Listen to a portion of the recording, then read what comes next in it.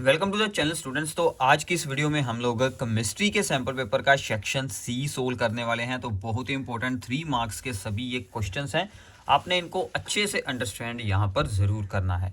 तो स्टार्ट करते हैं। इससे पहले हम लोग इसके 2 पार्ट्स ऑलरेडी बना चुके हैं, वो पार्ट्स आप लोगों ने ध्यान से ज़रूर सुनने हैं। तो हमारी सबसे पहली प्रॉब्लम है 22nd क्वेश्चन पर हैं हम अभी। So write the formula of the following coordination compound. हमें कोऑर्डिनेशन कंपाउंड का नेम दिया गया है, हमें उसका फॉर्मूला बनाना है। ठीक है, तो आपको नेमिंग के रूल्स पता होने चाहिए।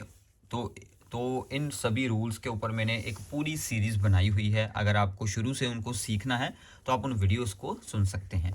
तो सबसे पहले हमें सेंट्रल मेटल एटम का नाम यहाँ से यूज़ करना होगा, दैट इज़ द क्रोमियम। तो क्रोमियम है हमारा सेंट्रल मेटल एटम। ठीक है, क्रोमियम के साथ क्या जुड़ा है, दैट इज़ दी बिस ईथेन 1,2 डाइअमाइन। ईथेन 1,2 डाइअमाइन को हम लोग इन शॉर्ट ईएन का नाम दे देते हैं। और बिस यानी कि 2 टाइम्स, तो 2 जुड़े हैं ईएन, तो ये हो गया क्रोमियम के साथ EN2। और इसके साथ जुड़े हैं डाई हाइड्रो ऑक्साइडो, तो वो हमारे हो गए OH 2 टाइम्स। ठीक है, तो यहाँ से OH हो गए 2 और यहाँ से हो गए ईथेन 1,2 डाइअमाइन 2 टाइम्स, तो ये हमारा कॉम्प्लेक्स बन गया। ठीक है, अब इसके बाद क्या है कि हमें ये देखना है कॉम्प्लेक्स की ऑक्सीडेशन स्टेट हमें यहाँ पर क्या बताई गई है, दैट इज दी +3। EN की ऑक्सीडेशन स्टेट होती है 0, OH की होती है -1, तो 2 टाइम्स है तो ये हो गई -2। तो क्या बचा सोल्व कर हमारे पास बच गया +1, यानी कि इस कॉम्प्लेक्स के ऊपर चार्ज क्या आएगा, +1। ठीक है, अब इसका मतलब क्या है कि बाहर क्या जुड़ा है, दैट इज दी क्लोराइड। तो क्लोराइड भी एक ही आयन बाहर आएगा, क्योंकि हमें चार्ज को यहाँ पर यूटिलाइज करना होता है। तो यहाँ पर था +1, तो बाहर भी हमें क्या चाहिए था, -1। तो इसका मतलब ये इसका फॉर्मूला कंप्लीट बन जाएगा। आप लोग चार्जेस को ना भी शो करेंगे तो आपका फार्मूला सही माना जाएगा। अगर यहाँ पर 2 पॉजिटिव आ जाता तो हम यहाँ पर Cl2 यूज़ कर लेते। अगर यहाँ पर 3 पॉजिटिव होता तो हम लोग बाहर 3 Cl यूज़ करते। काउंटर आयंस हमें कितने यूज़ करने हैं वो हमें इस तरह से सोल्व करना पड़ता है। क्लियर है अभी? ओके, तो आगे चलते हैं, इसी का ही B part. Does ionization isomer for the following compound exist, justify your answer. क्या इस कंपाउंड के लिए आयनाइजेशन आइसोमर एग्जिस्ट करेगा या फिर नहीं। अब देखिए, आयनाइजेशन आइसोमर क्या होता है पहले आपको ये पता होना चाहिए। आयनाइजेशन आइसोमर, अगर ये कंपाउंड है, इसमें हो सकता था कि काउंटर आयन किसी लिगेंड के साथ एक्सचेंज हो जाए, यानी कि अगर हम एक OH को बाहर रख दें, एक Cl को उसकी जगह पर अंदर ले जाएं, तो वो कोई दूसरा कोऑर्डिनेशन कंपाउंड बनेगा जो इसका आयनाइजेशन आइसोमर होगा। तो ओनली जो बाहर के अनायंस होते हैं वही अंदर के लिगेंड्स के साथ एक्सचेंज होकर आयनाइजेशन आइसोमर बना सकते हैं। हमें जो एग्जांपल यहाँ पर दी गई है उसमें है Hg। तो हमें जो यहाँ पर एग्जांपल दी गई है उसमें है Hg के साथ कोबाल्ट एंड साथ में है SCN4। ठीक है, थायोसाइनेट है यहाँ पर। तो अब देखिए, इस लिगेंड के साथ अगर बाहर कोई अनायन जुड़ा होता, नेगेटिव आयन होता, वो इसके साथ आयनाइजेशन आइसोमर बना सकता था। बट बाहर तो एक पॉजिटिव आयन है, तो पॉजिटिव आयन तो इसके साथ चेंज नहीं हो सकता, इसलिए इसकी आयनाइजेशन आइसोमर्स नहीं बन सकते। ठीक है, तो इसका ऑप्शन क्या आ जाएगा कि ये कंपाउंड आयनाइजेशन आइसोमर नहीं बना सकता। ठीक है, क्योंकि HgCO के साथ एक्सचेंज होगा तो सेंट्रल मेटल एटम के साथ तो कुछ एक्सचेंज करने का फायदा नहीं होगा, इसलिए no ionization isomers are possible for this compound. इसके लिए क्या बन सकते हैं, इसके लिए बन सकते हैं लिंकेज आइसोमर्स। उसमें क्या होता है, जैसे यहाँ पर S से बॉन्ड है, वहाँ पर N से भी बॉन्ड हो सकता था, तो वो इसका एक आइसोमर बनाकर आप लोग लिंकेज आइसोमरिज्म इसमें बना सकते हैं। ठीक है अभी, तो आगे है, is the central metal atom in the coordination complexes a Lewis acid और Lewis base. Central metal atom हमेशा इलेक्ट्रॉन पेयर्स को एक्सेप्ट करता है। ठीक है, तो सेंट्रल मेटल एटम के साथ लिगेंड्स जुड़े होते हैं, वो उसके साथ कोऑर्डिनेट बॉन्ड्स बनाते हैं, तो इसलिए वो क्या बनेगा, it act as a Lewis acid, तो वो यहाँ पर एक लुईस एसिड बन जाएगा। ठीक है, तो ये बात आप लोगों ने याद रखनी है। तो आगे चलते हैं। 23rd क्वेश्चन है हमारे पास, can we construct an electrochemical cell with 2 half cells composed of the zinc sulphate solution and zinc electrodes. क्या ऐसा इलेक्ट्रोकेमिकल सेल बना सकते हैं जिनमें दोनों ही सेल में जिंक की ही इलेक्ट्रोड्स हो, जिंक सल्फेट का ही सोल्यूशन हो, दोनों सेम हो हाफ सेल बना सकते हैं अगर हम लोग जिंक सल्फेट सोल्यूशन की कंसंट्रेशन दोनों हाफ सेल्स में डिफरेंट कर लें, क्योंकि डिफरेंट कंसंट्रेशन पर उनके इलेक्ट्रोड पोटेंशियल्स भी डिफरेंट होंगे, जिसके साथ वहाँ पर एक इलेक्ट्रोकेमिकल सेल बनाया जा सकता है। ठीक है, तो इसका सिंपल सा आंसर है, यहाँ पर मैं आपको रीड करवा देता हूँ। वैसे तो आपने यही लिखना है कि yes, if the concentration of the zinc sulfate in 2 half cells is different, the electrode potential will be different, making the cell possible। ठीक है, सिंपल है। इसके बाद है कोहल-रोच लॉ में से प्रॉब्लम एक छोटी सी, हमें यहाँ पर ionic conductivity at infinite dilution solve करनी है for the chloride ion. From the data given below हमें मैग्नीशियम क्लोराइड की molar conductivity at infinite dilution की वैल्यू दी गई है और साथ में हमें मैग्नीशियम आयंस की भी वैल्यू दी गई है। तो कोहल-रोच लॉ के अकॉर्डिंग हमारे पास क्या होता है कि molar conductivity at infinite dilution for any compound is equals to molar conductivity at infinite dilution of its ions की फॉर्म में हम उसको रिप्रेजेंट कर सकते हैं। अब देखिए, मैग्नीशियम क्लोराइड ब्रेक होगा तो एक मैग्नीशियम आयन बनेगा, 2 Cl आयंस बनेंगे, so 2 times the for the chloride ion. अब इनके आंसर्स को यूज़ कर लेते हैं। मैग्नीशियम क्लोराइड की molar conductivity at infinite dilution की वैल्यू है 258.6, इसकी है 106 plus 2 times molar conductivity at infinite dilution for the chloride ion, तो 106 यहाँ से होगा माइनस। ठीक है, तो ओवर में आ जाएगा ये वाला 2, तो आपने इस 2 को बाद में कर देना है डिवाइड। अब इतनी कैलकुलेशन आपने खुद करनी है, बस उसका आंसर आपने नीचे लिख देना है। ठीक है, और यूनिट्स क्या रहेंगी हमारी, सीमन सेंटीमीटर स्क्वायर पर मोल। ठीक है, तो ये अपने यूनिट्स भी साथ में ज़रूर शो कर देनी है। तो ये आपका सिंपल सा आंसर यहाँ से हो जाएगा। क्लियर है अभी? तो आगे है C part. The cell constant of a conductivity cell is this one. What is the conductivity of 0.01 molar solution of an electrolyte at 298 Kelvin if the resistance of the cell is 1000 ohm? अब जब भी ऐसी कोई problem आ जाए, सबसे पहले आपने ये देखना है कि हमें क्या क्या इन्फॉर्मेशन यहाँ पर बताई गई है। तो हमें दिया गया है सेल कांस्टेंट, तो सेल कांस्टेंट को हम लोग जी स्टार के साथ शो करते हैं। सेल कांस्टेंट है हमारा 0.146 पर सेंटीमीटर। ठीक है, फिर है यहाँ पर कंडक्टिविटी दी गई है, दैट इज दी स्मॉल के के साथ हम इसे रिप्रेजेंट कर सकते हैं। ठीक है, और हमें क्या दिया गया है, एट 298 केल्विन टेम्परेचर तो यूज होने नहीं वाला, रेजिस्टेंस दी गई है, रेजिस्टेंस इज दी 1000 ओम। ठीक है, हमें सोल्व क्या करना है, what is the conductivity, sorry ये हमें दी गई है यहाँ पर, this is the concentration, concentration दी गई है, कंडक्टिविटी हमें सोल्व करनी है, व्हाट इज दी कंडक्टिविटी। अब देखिए, कंडक्टिविटी का क्या फार्मूला होता है, conductivity is equals to G into G star. What is the G, G is the conductance, conductance क्या होती है, 1 ओवर रेजिस्टेंस, रेजिस्टेंस का रेसिप्रोकल। तो यानी कि कंसंट्रेशन तो हमारी कहीं भी यूज ही नहीं होने वाली, ये प्रॉब्लम ऐसे ही सोल्व हो जाएगी।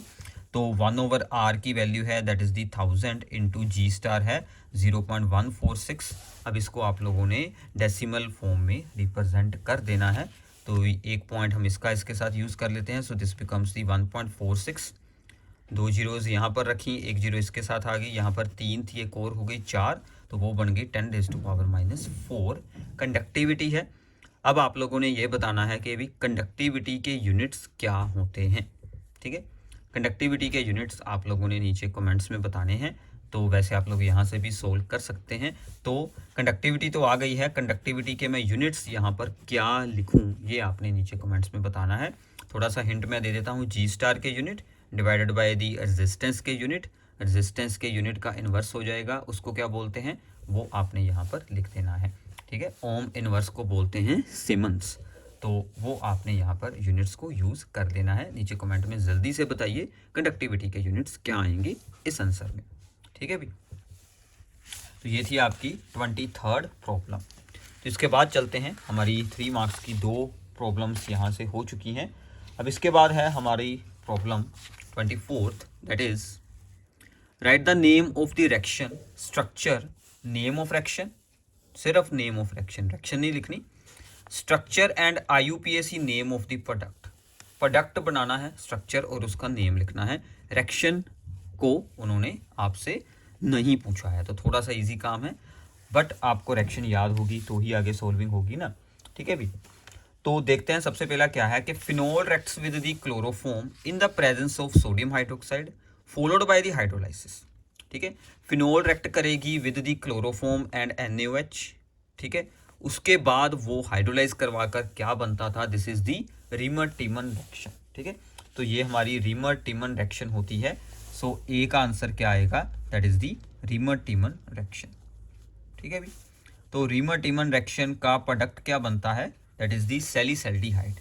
तो फिनोल होती है दिस वन, तो फिनोल में ऑर्थो पोजीशन पर CHO अटैच कर दीजिए। सो ये बन गया हमारा सैलिसल्डिहाइड, इसका कॉमन नेम है, उसने IUPAC नेम पूछा है। सो इसकी प्रेफरेंस आई रहेगी एल्डिहाइड ग्रुप की। So this is the benzaldehyde, और इसके 2 नंबर पर जुड़ा है OH, so this is the 2 hydroxy benzaldehyde. So ये क्या बनेगा, 2 हाइड्रोक्सी बेंजल्डिहाइड। ठीक है, तो ये आपका यहाँ पर आंसर बन जाएगा। क्लियर है अभी, ठीक है। इसके बाद है दिस कंपाउंड, जिसके ONA है यानी कि सोडियम अल्कोक्साइड है, reacts with the alkyl halide. Sodium alkoxide reacts with the alkyl halide, ये कुछ ऐसी रिएक्शन होती है, आप लोगों को याद आ जाएगी अगर आपने रिएक्शंस की हुई हैं। So sodium alkoxide reacts with the alkyl halide gives us the ethers. तो यहाँ से क्या बनते हैं, ईथर्स बन जाते हैं। ठीक है, तो ईथर फॉर्मेशन होती है, यानी कि ROR बन जाता है। तो इस रिएक्शन का नाम क्या होता है भी, विलियमसन सिंथेसिस। तो अगले का रिएक्शन का नाम क्या होगा, विलियमसन सिंथेसिस।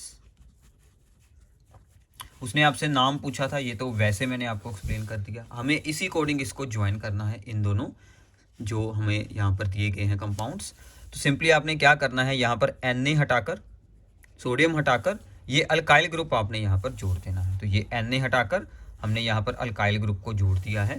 तो इसकी पूरी स्ट्रक्चर आपने यहाँ पर बनानी है। अब इसको हम यहाँ पर बनाते हैं। सबसे पहले है, यहाँ पर लिख देते हैं, आपको भी अच्छे से शो हो जाएगा।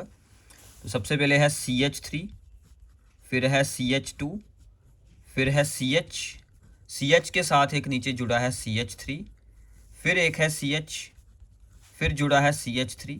ये जो ब्रैकेट में होता है ये इसी C के साथ अटैच होता है। फिर जुड़ा है O, और O के साथ आगे जुड़ा है C2H5। तो ऐसे हमारा ईथर बन जाएगा। सो दिस इज अवर ईथर। अब इस ईथर का आपने IUPAC नेम बनाना है। IUPAC नेम के लिए इस साइड की चेन हमारी लॉन्ग है, तो ये हम इससे शुरू करते हैं। सो दिस इज दी 1 2 3 4 5। ठीक है, इतना बच गया। अभी 5 कार्बन की चेन बनी। सो दिस इज दी पेंटेन, तो ये बन गया नेम, पेंटेन बन गया। ठीक है, अब पेंटेन में एक तो इस पर जुड़ा है मिथाइल ग्रुप, और यहाँ पर जुड़ा है 2 कार्बन एंड साथ में ऑक्सीजन, यानी कि इथॉक्सी ग्रुप। ई, इसका नाम ई से शुरू होता है इथॉक्सी, इसका नाम M से शुरू होता है मिथाइल। तो इसका नाम आगे लिखेंगे 2 इथॉक्सी, तो ये बनेगा आपका 2 इथॉक्सी, और इस पर जुड़ा है 3 मिथाइल। ठीक है, तो एग्ज़ाम में ना भी एक बात का आप लोगों ने ख्याल रखना है कि कई बार हम लोग स्टेटमेंट को ही अच्छे से रीड नहीं करते। जैसे कि यहाँ पर उसने क्या क्या कहा हुआ है कि नेम ऑफ रिएक्शन भी लिखना है, स्ट्रक्चर भी बनानी है, IUPAC नेम भी प्रोडक्ट का लिखना है। कई बार हम IUPAC नेम्स को स्किप कर जाते हैं हम लोग, क्योंकि स्टेटमेंट ही नहीं हमने अच्छे से रीड की होती। तो ये बात का आप लोगों ने ख्याल रखना है कि जो उसने पूछा है वो सब कुछ आपने ज़रूर एक्सप्लेन कर देना है। ठीक है भी, इसके बाद है C part, CH3 CH2 CN। ठीक है, नाइट्राइल है, reacts with the stannous chloride in the presence of hydrochloric acid followed by the hydrolysis। तो ये कौन सी रिएक्शन है अभी, याद है किसी को? अगर कुछ याद है तो जरूर बताइएगा नीचे कमेंट्स में। This is the Stephen reduction. तो ये कौन सी रिएक्शन है, स्टिफन रिडक्शन। तो ये हमारी स्टिफन रिडक्शन आएगी। तो स्टीफन रिडक्शन में क्या होता है कि ये जो CN ग्रुप है इसका एल्डिहाइड बन जाता है सिंपली। तो क्या होगा, CH3 CH2, यहाँ पर बन जाएगा CHO, एक एल्डिहाइड बन जाएगा, CN की जगह पर एल्डिहाइड बन जाएगा, स्टीफन रिडक्शन। तो इसका नाम तो आप लोग सिंपल है, 3 कार्बन का एल्डिहाइड है, दैट इज दी प्रोपेनल।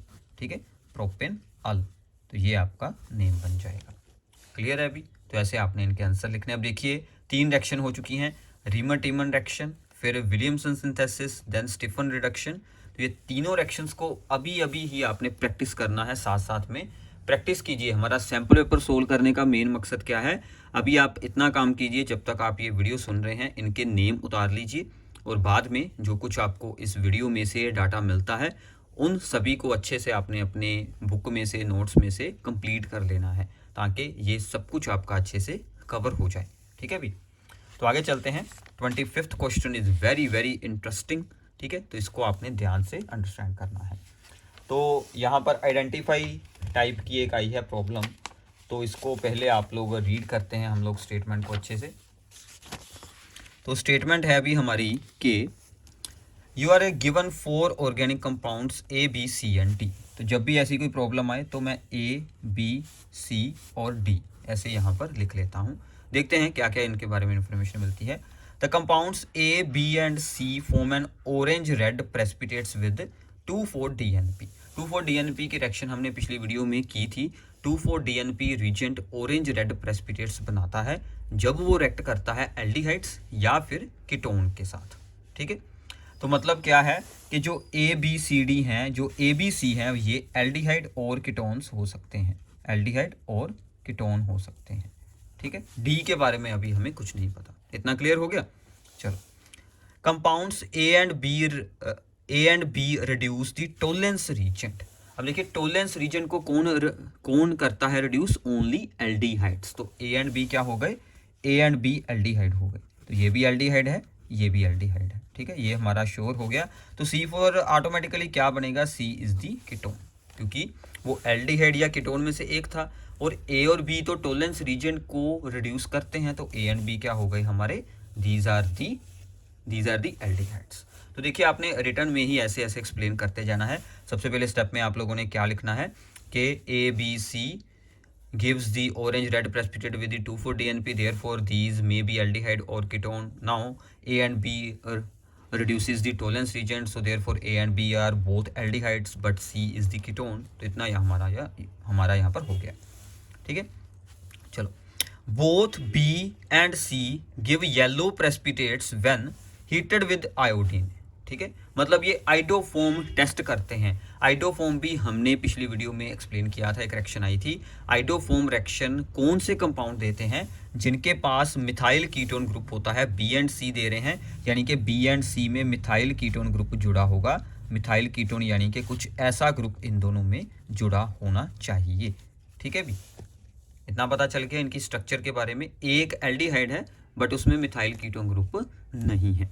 अब देखिए एक का आंसर तो यहीं से श्योर है, बी एल्डिहाइड है, और एक ही ऐसा एल्डिहाइड है जिसमें मिथाइल कीटोन ग्रुप होता है। अगर मैं यहाँ पर हाइड्रोजन लगा दूँ, क्योंकि एल्डिहाइड है तो एक ही एल्डिहाइड आइडोफोम रिएक्शन को शो करता है, दैट इज दी इथेनॉल, यानी कि 2 कार्बन वाला एल्डिहाइड।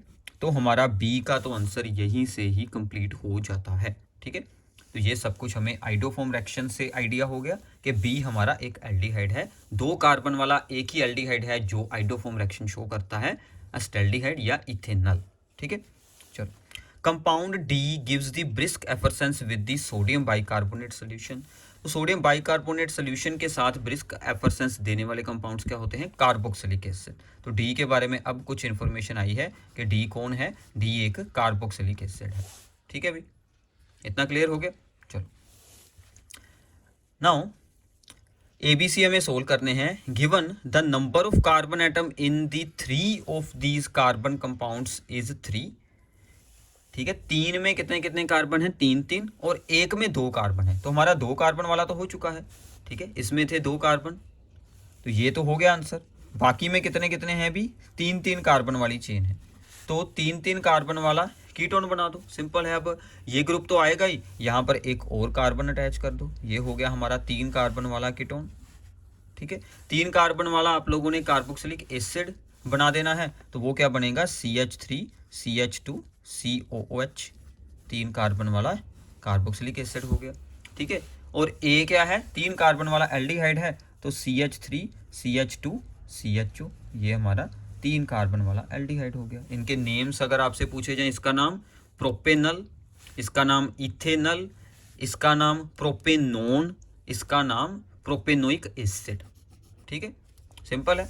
तो ऐसे आप इसको आंसर दे सकते हैं। इसने आपसे क्या पूछा था कि आपने आइडेंटिफाई यहाँ पर करना है कि ये क्या क्या होंगे, आइडेंटिफाई हो चुके हैं। रिटर्न में आप इसे थोड़ा सा एक्सप्लेन कर कर दिखा सकते हैं, नो प्रॉब्लम, ठीक है। तो काफ़ी ईजिली आपका यहाँ पर काम हो जाएगा। तो ऐसी यहाँ पर जो प्रॉब्लम्स आती हैं, that is the identify the compounds वाली, वो काफ़ी इंपॉर्टेंट होती हैं, इंटरेस्टिंग होती हैं। अगर आपको उसका आंसर आता है तो ईजिली आपको इसके मार्क्स मिल जाएंगे, कोई प्रॉब्लम नहीं है।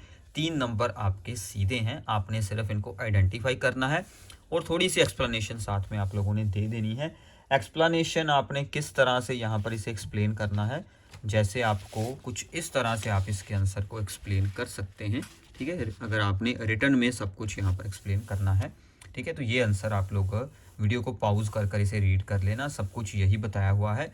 अगर तो ये तो थोड़ा सा रिप्रेजेंटेशन होगी, वैसे जिस तरह से मैंने आपको बताया है वो भी काफ़ी अच्छा वे है इसको रिप्रेजेंट करने का, ईजिली हमें सब कुछ आइडिया हो जाता है। क्लियर है अभी? तो ऐसे आप लोग आइडेंटिफाई दी प्रॉब्लम वाले क्वेश्चन को अटेम्प्ट कर पाएंगे। तो आगे चलते हैं, 26 क्वेश्चन करते हैं।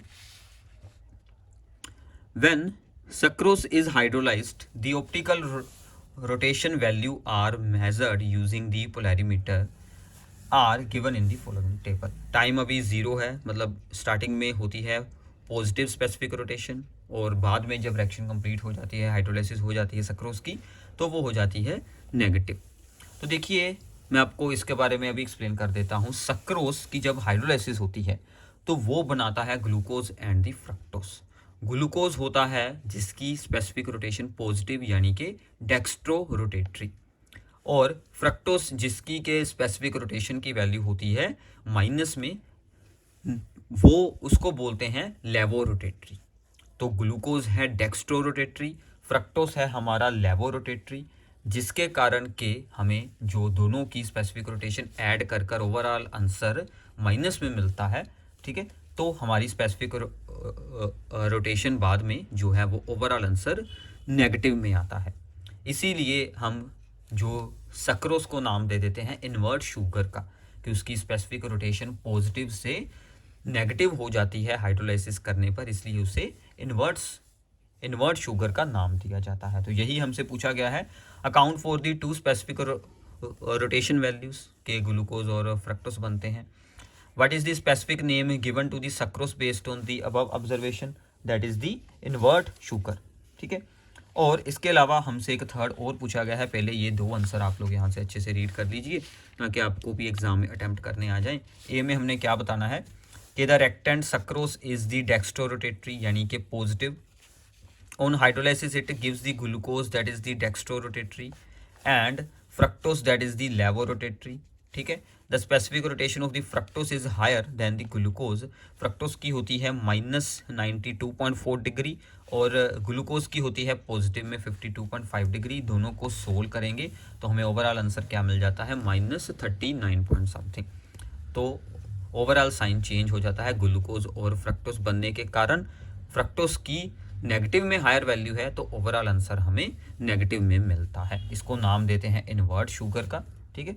अब थर्ड उसने हमें क्या पूछा है, थर्ड में पूछा गया है one of the product form during the hydrolysis is the glucose that reacts with the hydroxyl amine to give a compound A, identify the compound A. हमें कंपाउंड ए बताना है क्या है। अब देखिए ग्लूकोज जब हाइड्रोक्सल अमाइन के साथ रिएक्ट करता है, ग्लूकोज की स्ट्रक्चर को हम लोग कुछ इस तरह से यहाँ पर शो कर सकते हैं। ग्लूकोज में ऊपर एल्डिहाइड ग्रुप होता है, ठीक है, और नीचे हमारे पास होते हैं CHOH 4 टाइम्स और एक आखिर में जुड़ा होता है CH2OH, ठीक है। सॉरी, हाँ, इसको बोलते हैं, यह है ग्लूकोज की एक थोड़ी सी शॉर्टकट रिप्रेजेंटेशन है। आप इसे पूरी स्ट्रक्चर को एक्सपैंड कर कर भी बना सकते हैं। इसकी रिएक्शन करवानी है हमने हाइड्रोक्सल अमाइन NH2OH के साथ, ठीक है। तो क्या होगा, ये दोनों हाइड्रोजन जो कि सिंपल होता है एल्डिहाइड्स में, यहाँ से ऑक्सीजन, ये N जाकर इस C के साथ ही डबल बॉन्ड बना लेगा, तो हमें कुछ ऐसा प्रोडक्ट यहाँ पर मिल जाएगा, ठीक है। तो ये चीज़ हमें मिलेगी, बाकी की सारी चेन ऐसे ही रहेगी, ठीक है। तो ये हमारी यहाँ पर स्ट्रक्चर बन जाएगी। सो this is the glucose oxime, इसको क्या बोलते हैं, ग्लूकोज ऑक्साइम, ठीक है। उसने नाम भी आपसे पूछा हुआ था। सो this is the glucose oxime. आपने सिर्फ इसकी स्ट्रक्चर बनानी है, रिएक्शन तो मैंने आपको सोल्व कर दी, आप एग्जाम में भी सोल्व कर सकते हैं, बट मेन आपने इसको स्ट्रक्चर और नेम उन्होंने आपका चेक करना है, ठीक है अभी, ओके। तो आगे चलते हैं। An organic compound A with the molecular formula this one undergoes hydrolysis to form the plus minus, एक अल्कोहल बनाता है। देखिए प्लस माइनस अल्कोहल का मतलब क्या है कि डेक्स्ट्रो रोटेटरी भी और लेवो रोटेटरी भी बनाता है। Give the structure of A with respect and right the mechanism of the reaction. अब देखिए ये सबसे पहले है क्या, ये है कि जब अल्काइल हैलाइड्स की nucleophilic addition nucleophilic substitution reactions होती हैं तो हमें क्या मिलते हैं, यहाँ पर उनसे अल्कोहल्स मिल जाती हैं। अब यहाँ पर ये पॉजिटिव है यानी कि ऑप्टिकली एक्टिव है, तो ये जो आपने 4 कार्बन वाली चेन यहाँ पर यूज़ करनी है वो स्ट्रेट चेन बिल्कुल नहीं होनी चाहिए, वो ऑप्टिकली एक्टिव सब्सटेंस होना चाहिए। ऑप्टिकली एक्टिव बनाने के लिए हमें क्या करना होता है वो भी मैं आपको एक्सप्लेन करता हूँ, ठीक है। अब यहाँ पर 2 टाइप के प्रोडक्ट बन रहे हैं, प्लस और माइनस वाला, डेक्स्ट्रो रोटेटरी एंड लेवो रोटेटरी। अब न्यूक्लियोफिलिक सब्स्टिट्यूशन रिएक्शन के 2 मैकेनिज्म होते थे, SN1 एंड SN2। SN1 में हमें दोनों D एंड L आइसोमर्स मिलते थे, डेक्स्ट्रो एंड लेवो, पॉजिटिव एंड नेगेटिव।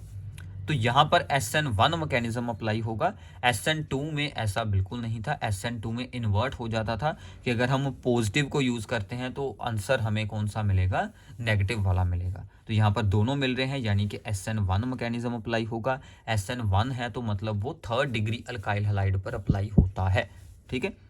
तो इस तरह से हम इसके मैकेनिज्म के बारे में पहले थोड़ा सा आइडिया हो जाता है, तो फिर हम इसे एक्सप्लेन करते हैं। इतनी समझ आ गई भी। फार्मूला क्या है, C4H9Br, 4 carbon optically active substance आप लोगों ने बनाना है। ऑप्टिकली एक्टिव सब्सटेंस क्या होता है, ये इसकी मेन स्ट्रक्चर है, ठीक है। ऑप्टिकली एक्टिव सब्सटेंस का क्या मतलब है, वो कार्बन जिसके ऊपर हैलोजन है उसके साथ चारों ग्रुप्स डिफरेंट हों। अब इस कार्बन के साथ एक हाइड्रोजन, एक साइड पर एक कार्बन, एक साइड पर 2 कार्बन, एक साइड पर Br, तो चारों ग्रुप डिफरेंट है, इसके लिए ये ऑप्टिकली एक्टिव है। ऑप्टिकली एक्टिव चीज़ें 2 टाइप की होती हैं, डेक्स्ट्रो या फिर लेवो, यानी कि पॉजिटिव वाली या फिर नेगेटिव वाली। तो ये हमें पॉजिटिव वाली दी हुई है, इससे हमें कोई मतलब नहीं है कि वो पॉजिटिव है या नेगेटिव है, हमें सिर्फ इससे मतलब है कि वो यहाँ पर ऑप्टिकली एक्टिव है। तो ये हो गया हमारा एक यहाँ पर 2 डिग्री, ठीक है, ये हो गया हमारा 2 डिग्री अल्काइल हैलाइड। तो ये हमने इसकी स्ट्रक्चर को ओपन कर बना लिया। ये कार्बन का हाइड्रोजन, एक साइड पर CH3, एक साइड पर C2H5, एक साइड पर Br। तो सबसे पहले होगा स्लो स्टेप SN1 में, उससे बनेगा कार्बोकटायन जो कि एक प्लेनर स्ट्रक्चर होती है, sp2 हाइब्रिडाइज्ड इसमें होता है ये C एटम। यहाँ से ये जो Br है वो Br आयन की फॉर्म में बाहर निकल गया, ठीक है। अब ये कार्बोकटायन 2 डिग्री होने के कारण थोड़ा सा स्टेबलाइज है, तो इस कार्बोकटायन पर अगले स्टेप में OH अटैक करेगा, जो कि दोनों साइड से अटैक इसके ऊपर कर सकता है, इस साइड से भी और दूसरी साइड से भी अटैक कर सकता है। इसलिए हम OH इस साइड भी जोड़ सकते हैं और इस साइड भी जोड़ सकते हैं, जिसके कारण हमें दोनों आइसोमर यहाँ पर मिल जाते हैं, पॉजिटिव एंड दी नेगेटिव, ठीक है। प्लस एंड माइनस वाले दोनों आइसोमर हमें यहाँ पर मिल जाते हैं, ठीक है। तो आप लोग इस तरह से इसको सोल्व आउट कर सकते हैं। ये था आपका SN1 मैकेनिज्म है, ठीक है, न्यूक्लियोफिलिक सब्स्टिट्यूशन यूनिमोलिकुलर जिसको हम बोलते हैं। इसमें ऑर्डर ऑफ रिएक्टिविटी क्या रहता है, 3rd डिग्री, फिर 2 डिग्री, फिर 1 डिग्री, ठीक है। तो यहाँ पर हमने 2 डिग्री के ऊपर अप्लाई किया है, तो इस तरह से आप इसे सोल्व आउट कर सकते हैं। लास्ट प्रॉब्लम हमारी इस सेक्शन की from the chapter chemical kinetics activation energy के ऊपर है। The rate constant of a given reaction at 200 Kelvin and 500 Kelvin are this and this। मतलब 2 रेट कांस्टेंट हैं, 2 हमें दिए गए हैं यहाँ पर temperatures. Calculate the value of EA, और कुछ कैलकुलेशन को इजी बनाने के लिए भी हमें बताया गया है। तो सबसे पहले आपको फॉर्मूला पता होना चाहिए। अभी फॉर्मूला पता होगा तो ही हम लोग आगे सोल्विंग कर पाएंगे। तो फॉर्मूला इसका क्या होता है, एक्टिवेशन एनर्जी और rate constants at the different temperatures पर हम कौन सा फॉर्मूला अप्लाई करते हैं, ठीक है। सो हमारे पास फॉर्मूला होगा कि log of K2 over K1, K2 और K1 है rate constants at the temperature T1 and T2 is equals to EA activation energy divided by 2.303 into R bracket में 1/T1 माइनस 1/T2। तो ये आपने एक्टिवेशन एनर्जी को solve करने का जो मेन फार्मूला हमारा है। अब इसमें हमें सिर्फ आंसर्स को ही पुट करना है। ये हमारा है T1, ये है हमारा T2। तो पहले इनको यूज़ कर लेते हैं। T1 is the 1/200, T2 is 1/500, ठीक है। ये हमें सोल्व करनी है और 2.303 इंटू R की वैल्यू हमें स्टेटमेंट में दी हुई है ताकि आपकी कैलकुलेशन ईजी हो जाए। तो यही बच्चों को प्रॉब्लम होती है, अभी इतनी बड़ी कैलकुलेशन हम लोग कैसे करेंगे, तो ये काम आपका ईजी हो गया, ठीक है। तो लॉग के अंदर है K2/K1, K2 है हमारा 0.20, ठीक है, और K1 है हमारा 0.02। अब देखिए यहाँ पर भी कितना काम इजी हो गया, ठीक है। अब इसको अगर हम लोग सोल्व करेंगे तो ये दोनों डिवाइड होकर कितना बन जाएगा, ऊपर 10 बच जाएगा। सिंपल सी डिवाइड हो गई। तो लॉग आ गया हमारा 10, उस तरफ है EA अपॉन 19.15 सॉरी। यहाँ पर LCM करेंगे तो LCM आ गया हमारा 200 इंटू 500, ऐसे ही लिख लें यहाँ पर 500 माइनस 200, ठीक है। ये इस तरफ मल्टीप्लाई, ये इस तरफ मल्टीप्लाई। log 10 की वैल्यू क्या होती है 1, क्योंकि हमारा बेस यहाँ पर क्या यूज़ हो रहा है, that is the base is also the 10, इसलिए हमने यहाँ पर 2.303 यूज़ किया हुआ है ऑलरेडी। तो ये आंसर आ गया हमारा 1। तो उस तरफ है EA अपॉन 19.15, यहाँ पर क्या बच रहा है, that is the 300 divided by 200 into the 500। तो जीरोस तो दो यहीं से कैंसिल हो जाएंगी। अब यहाँ से हमारी EA की वैल्यू क्या बनेगी, सो EA बिकम्स, ये इस तरफ ऊपर मल्टीप्लाई 19.15 और ऊपर जाएगा 200 एंड दी 5 एंड ओवर में आ गया हमारा, this is the only divide वाली वैल्यू है हमारी 3। तो अगर कुछ यहाँ से सोल्व हो रहा होगा तो वो आप लोगों ने सोल्व आउट कर देना है। अब वैसे तो किसी की डिवाइड ये सिर्फ जीरोस इसके साथ कैंसिल हो जाएंगी, बाकी को मल्टीप्लाई कर कर आपने 3 के साथ कर देनी है डिवाइड, तो आपका आंसर यहाँ से बन जाएगा। यूनिट्स क्या लगेंगी, ठीक है, यूनिट्स क्या होगी, ये एक्टिवेशन एनर्जी है, तो एक्टिवेशन एनर्जी है तो जाउल में निकलेगी, तो जाउल पर मोल इसकी यूनिट्स बनेंगी, वो आपने ध्यान रखना है। देखिए बहुत सारे बच्चे यूनिट्स को छोड़ जाते हैं, यूनिट्स का ध्यान आप लोगों ने ज़रूर रखना है। तो यहाँ से आप इसे आगे सोल्व कर लेना, कैलकुलेशन कर कर इसका आंसर नीचे कमेंट्स में ज़रूर बताइएगा, ताकि मुझे भी यहाँ से आइडिया हो जाए कि आप लोग साथ साथ में इसकी सोल्विंग कर रहे हैं, ठीक है। तो ये था आपका सेक्शन C, कैसे आपने इनको अटैम्प्ट करना है, क्या क्या यहाँ पर यूज़ हो रहा है, कौन कौन से कॉन्सेप्ट हैं, कैसी प्रॉब्लम्स एग्ज़ाम में आ सकती हैं, और पूरी डीप स्टडी करने का हमारा मेन मकसद कि आपके ये सभी टॉपिक्स रिवाइज़ हो जाएं। हमारा एक्टिवेशन एनर्जी का टॉपिक रिवाइज़ हुआ, हमारी रिएक्शंस रिवाइज़ हुई हैं, स्पेसिफिक रोटेशन के साथ हमारा इन्वर्जन ऑफ द शुगर वाला SN1 मैकेनिज़्म। तो ऐसे हमने काफ़ी सारे टॉपिक इसमें ही रिवाइज़ कर लिए हैं। तो जैसा कि मैंने आपको पिछली 2 वीडियोस में बताया था, एक ही पेपर आपका 50% सिलेबस रिवाइज़ करवा देता है, अगर आप लोग अच्छे से उसको सोल्व कर लेते हैं तो, ठीक है। सो इस वीडियो को अपने सभी दोस्तों के साथ, अपने सभी क्लासमेट्स के साथ शेयर कर दीजिएगा, और हमारे व्हाट्सएप चैनल एंड हमारे टेलीग्राम चैनल को ज्वाइन कर लीजिए। सभी latest updates and PDF files आपको वहाँ से मिल जाएंगी, लिंक आपको डिस्क्रिप्शन में दिया हुआ है।